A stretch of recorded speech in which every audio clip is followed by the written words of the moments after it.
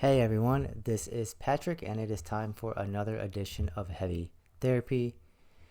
In this video, I am going to go over my first impressions of 5 new metal releases that were released on Friday, March 21st. Some big releases, some smaller releases, and I'm also going to throw in a bonus album that came out last week because it's one of my favorite albums of the year so far. And yeah, I think it's a big time hit. It should be, at least in my opinion. So first up, let's talk about the brand new album from Cradle of Filth. Cradle of Filth are a band that has been around since 1991. They're from the United Kingdom. The genres are sort of have been all over the place. Early on, they started as more death metal, and then they now found their way to more of a symphonic, melodic, gothic metal sound. So this is actually my first full-length listen to a Cradle of Filth album. Anytime I've known them for a long time. I've checked out some singles, some videos, and I guess I was just always kind of too biased against them to give them a proper listen. I felt open-minded this week. I gave them a chance. The band is, Danny Filth and a bunch of other musicians that he has recruited over the years. So this album is, let me see what number it is actually. They have a lot. Yeah, I don't even know the exact number of album this is for Cradle of Filth. Like I said, not a band that I've checked out too much at all. So this album itself was put out on Napalm Records. It is 9 tracks, 56 minutes, and 13 seconds of music. And I've listened to it twice. The opening track, To Live Deliciously is pretty heavy. I like the drum sound, kind of Deftones vibe in it, to be honest. And then the Trinity of Shadows is also, I believe, a standout track on this album. But trying to place it in terms of genre, in terms of what other bands they sound like, and yeah, sort of Danny Filth's vocal approach is, to me, I think of Creator. I think a little bit of Rob Halford from Judas Priest. And if you like more power metal, just kind of heavy metal type vocals, you might like Danny Filth's vocal approach on here. Death metal bands that this band might sound like is kind of Behemoth, Belphegor. Black metal bands, I mean, they kind of really only sound like Dimmu Borgir a little bit, but I kind of view this as just a melodic metal album. It's not actually black metal. It's not actually death metal. There's catchy hooks, but it's pretty simplistic in terms of the songs, in terms of the song composition. So overall, I won't go back to this. It's not for me. Great musicians with basically a slightly above average album. I'm going to give this album a 7.5 out of 10.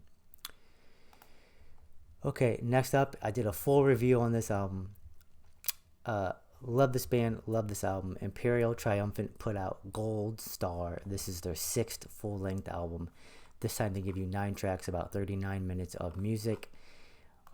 Check out my full review, but this band kind of sounds like Portal, Alterage, Full of Hell at times, and also Gorguts. Put that together, Imperial Triumphant.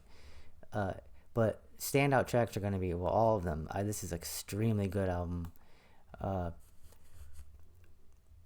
Hotel Sphinx is a bit more of that sort of melodic tapping, Gojira, Morbid Angel style guitar playing. But these songs are way more focused and hard hitting and dense. I mean, all their albums are pretty dense, but these are 4.5 minutes of what Imperial Triumphant usually puts into 7-8 minute songs. This is an extremely good album. One of my favorite albums of the year so far, and I'm going to give it a 9.1 out of 10. Up next, this is a big release for the death metal underground, Corpus Offal, their debut full-length album. They now reside in Austin, Texas. You might know 2 members of this band in particular. Kyle Lindstrom on guitars and Ian Schwab on guitars and vocals. They were the main songwriting duo of Cerebral Rot. They now have a new rhythm section. Jesse Schradman from Autophagy and Bell Witch, and Jason Sachs, ex-Demoncy on bass. And yeah, this is essentially a continuation of Cerebral Rot sound. The production style is a bit more compressed, I would say, a bit more clean and technical sounding in terms of production and guitar tone. But as far as the guitar playing style and the songwriting style, this is Cerebral Rot 2.0. Overall, I do think the songwriting here might be better than what Cerebral Rot gave us across 2 albums, but it's pretty close. But yeah, I really like this debut album here. It was put out on $20 spin. It's 7 tracks, 49 minutes of music. The final track is 12 minutes. Listened to this a few times. Hard to give it a score. I have been going back and forth. It's at least an 8.5 out of 10. That is my review, or my first few impressions of Corpus Ophal's debut full-length album. Okay, next up is a band from Hungary. They're called Rotadas. They play a style of death doom style of metal, and this is their second full-length album. I'm not going to tell you the name of the album, but I'm going to put it down right here, right now. This is a band that, so this album is 6 tracks, about 44 minutes of music out on Pulverized Records. I did listen to their debut album in 2021, and I remember I only listened to it once. I remember thinking that it was good, but it was just good. You know, it wasn't great, wasn't amazing, wasn't perfect. It was just good, and I feel that same way about this album. I might give it another listen, but it was sort of a pleasant, atmospheric death doom album. Nothing wrong with it, but nothing amazing that stands out. I am going to give it around, let's say, a 7.9 out of 10. Okay, so for my final release that I want to talk about in this video is actually an album that came out last week. So I'm cheating a little bit. I don't normally do this, but this album is so good that I need to talk about it. So the band is Depraver. They're from California. They've been active since 2012, but this is their debut full-length album called Necrocryptic Obliteration, out on Iron Fortress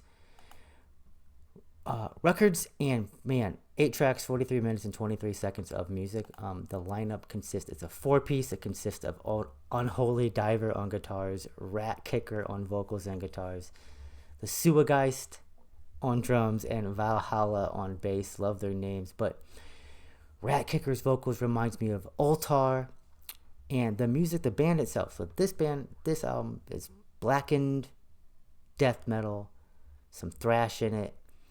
Think of the band Sovereign from Norway mixed with Altar, and you get an amazing album. Yeah, I really love how the album ends. Tracks 6 through 8 are flawless, but I like every single song here.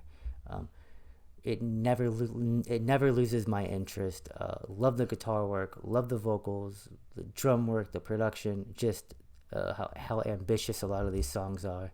This is a debut album. Again, the band's been around for a while, which makes sense because this feels like a veteran band putting out an exceptional album.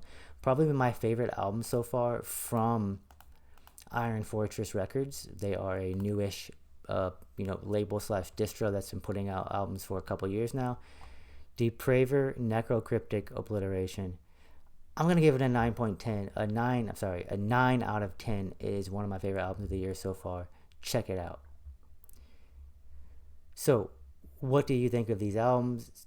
Talk to you all in the comment section. What albums have you been listening to that you think that I should check out over the last few weeks? What albums are you looking forward to hearing that are coming out over the next few weeks?